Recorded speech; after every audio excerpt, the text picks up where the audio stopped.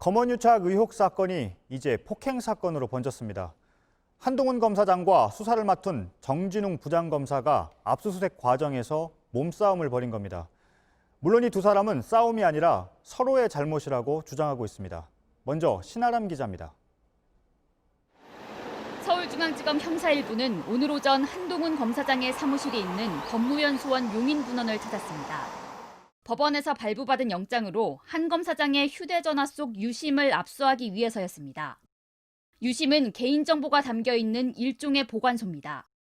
한 검사장과 수사팀장인 정진웅 형사 1부장 검사의 마찰은 이 과정에서 생겼습니다. 오후 2시 10분 한 검사장 측이 당시 상황을 기자들에게 알렸습니다. 정 부장 검사에게 일방적으로 폭행을 당했다는 겁니다.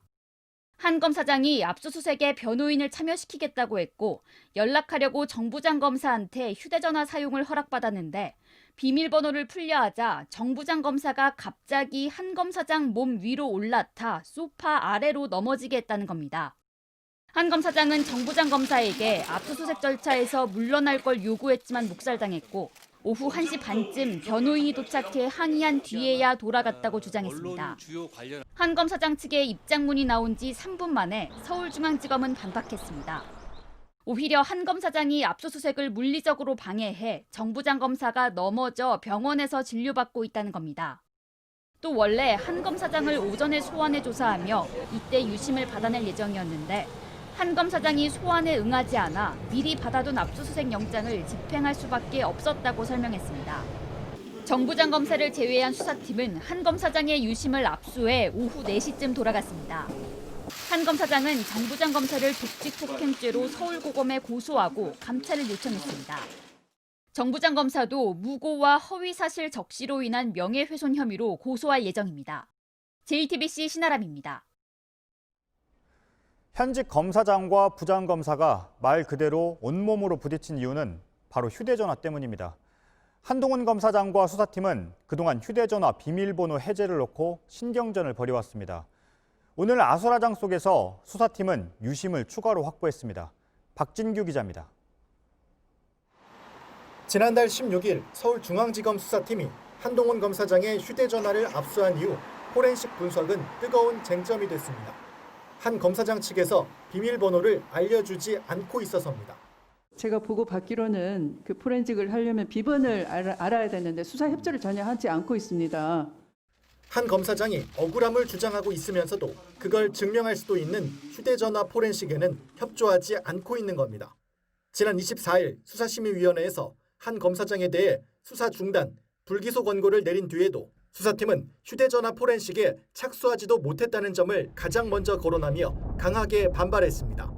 수사팀 입장에서는 한 검사장과 이동재 전 채널A 기자의 대화 녹취록 외에 공모 여부를 추가로 확인하기 위해선 한 검사장의 휴대전화 분석이 꼭 필요합니다.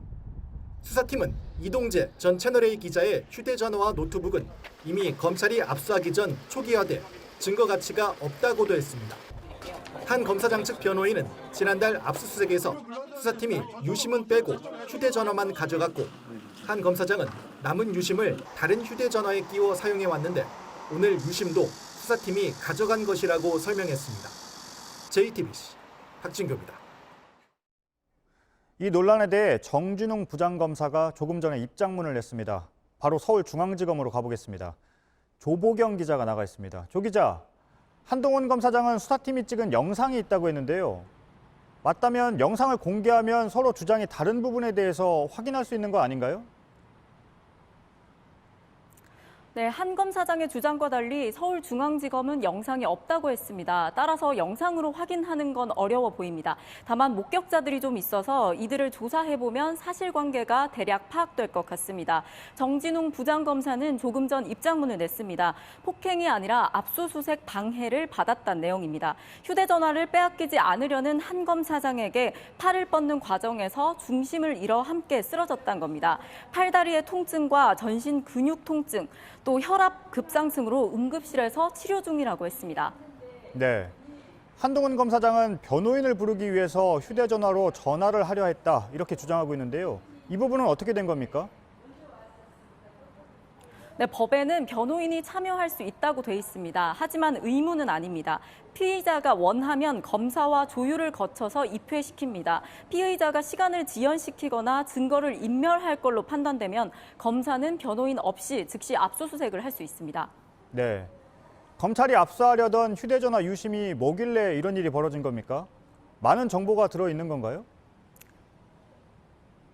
네, 저희가 통신 전문가들에게 조언을 구해봤습니다. 휴대전화 유심에 정보가 아주 많지는 않다, 본인 식별장치 정도다라는 의견이 많았습니다. 게다가 한 검사장의 아이폰은 수사팀이 이미 지난달 압수를 해간 상태입니다. 기기만 압수하는 게 통상적이기 때문에 당시 유심을 빼고 압수를 했었습니다. 하지만 한 검사장이 비밀번호를 알려주지 않아서 휴대전화 잠금을 풀지 못하고 있습니다. 통화 내역이나 녹음 파일 등이 유심에 담겨 있는 건 아니고 기기에 있을 걸로 보이는데요. 이 때문에 왜 유심을 따로 압수하려 한 것이냐, 취재진이 검찰에 질문을 했습니다. 하지만 수사가 진행 중인 사안이라며 따로 답을 주지 않았습니다. 네. 오늘 폭행 논란까지 이르게 된 건 서로에 대한 앙금이 폭발한 거다, 이런 분석도 있던데요.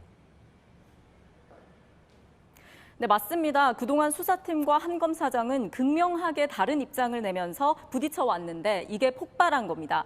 한 검사장은 혐의 자체가 성립하지 않는다, 부당한 수사다, 이런 입장을 꾸준히 밝혀왔습니다. 반대로 수사팀은 실체적 진실에 상당 부분 접근해 왔다며 자신감을 보였었습니다. 한 검사장이 윤석열 검찰총장의 측근으로 분류되는 만큼 이 건과 관련해서 총장과 또 장관이 충돌하는 이례적인 상황까지 있었습니다. 그런데 최근 수사심의위원회에서 한 검사장에 대한 수사 중단을 권고하면서 수사팀이 위기를 맞았습니다. 조사를 제대로 해보지도 못했는데 수사를 중단하라는 건 부당하다, 이런 입장도 곧바로 냈었습니다. 수사팀 입장에서 현재 한 검사장 혐의에 대한 확실한 물증이 필요한 상황이었습니다. 네, 끝으로요. 이번 폭행 사건에 대한 수사도 이루어지는 겁니까? 네, 양측 모두가 법적 대응을 한다고 했지만 당장 수사가 이뤄질 것 같진 않습니다. 한 검사장은 정진웅 부장검사를 독직 폭행 혐의로 고소하고 감찰을 요청했는데요. 독직 폭행이란 검사나 수사관 등이 수사 과정에서 직권을 남용해 폭행을 가하는 혐의를 말합니다. 유죄가 인정될 경우 1년 이상 유기징역에 처해집니다. 수사팀 역시 한 검사장을 무고와 허위 사실로 명예를 떨어뜨렸다는 혐의로 고소하기로 했습니다. 한 검사장의 고소장을 받은 서울고검은 일단 수사가 아닌 정 검사에 대한 감찰에 착수하겠다고 밝혔습니다. 네, 조보경 기자였습니다.